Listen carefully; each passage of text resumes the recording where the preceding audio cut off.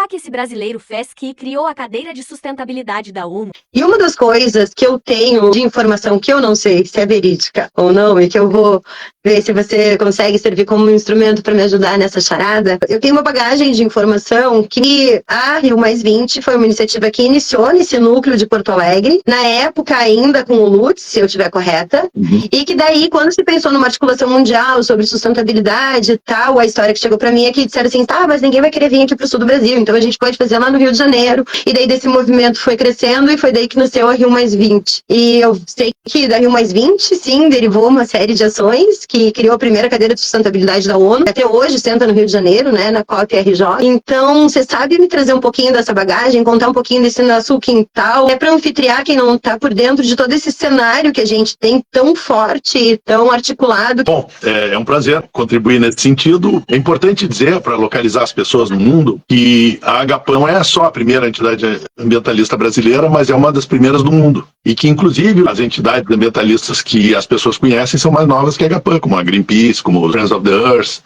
Amigos da Terra, né? Então, a Agapan é pioneira em nível mundial.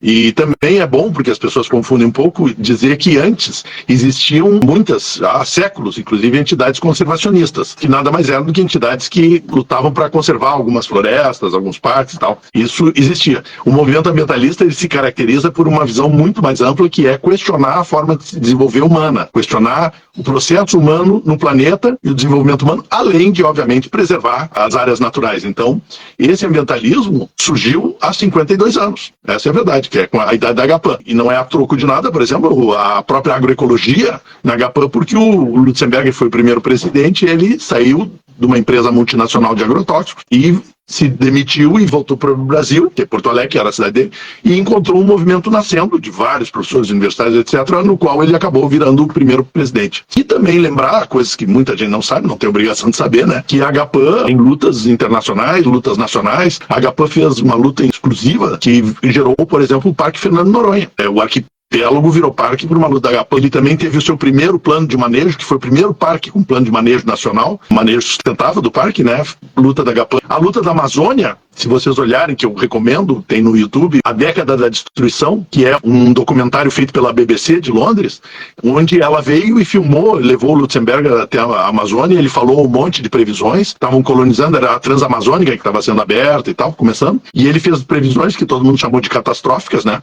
Só que a BBC voltou 10 anos depois, levou ele lá e tudo que ele tinha previsto tinha sido muito pior, a destruição. Então é um filme incrível, porque poucos filmes se dão o trabalho de esperar 10 anos e continuar, né? A Década da Destruição, BBC de Londres. E então a Agapan, através desse filme, que foi forte na Europa, a BBC na Europa é muito importante, né? E aí a luta da Amazônia começou, não existia nenhuma ONG amazonense nessa época, né? E começou a luta e ampliou. Então essas coisas a Agapan participou disso tudo, né? E poderia ficar o dia inteiro, porque a Agapan é uma entidade de atuação em todas as áreas, então nós somos do Conselho Estadual de Saúde, desde que foi fundado. Então, é muito ampla essa visão da Agapan, e ela faz isso tudo, trabalho voluntário, importante dizer, através do seu maior riqueza, que é os nossos cérebros, as pessoas associadas da Agapan que trabalham voluntariamente para fazer esse serviço à sociedade. Eu acho que com isso eu já respondi, não sei se tudo. Bom, a Rio 92... Eu quero confirmar o meu imaginário coletivo de que a Rio+20 nasce nesse núcleo, né? Bom, então, é importante dizer também, o Lutz, ele foi secretário de Meio Ambiente, que era antes de criar o Ministério do Meio Ambiente, isso durante a Rio 92, então ele contribuiu muito para a realização. E a Rio 92 foi a segunda cúpula mundial de meio ambiente, a primeira foi em 72 em Estocolmo, e a Agapan já existia, e foi uma palhaçada, Estocolmo 72, e 20 anos depois acontece a Rio 92 no Brasil, que essa sim teve muitos tratados, muitos avanços importantes, inclusive o lançamento da Agenda 21, né? E seria uma agenda de base para realizar o desenvolvimento sustentável no próximo milênio, que era o milênio que iniciou, porque isso foi em 92, né?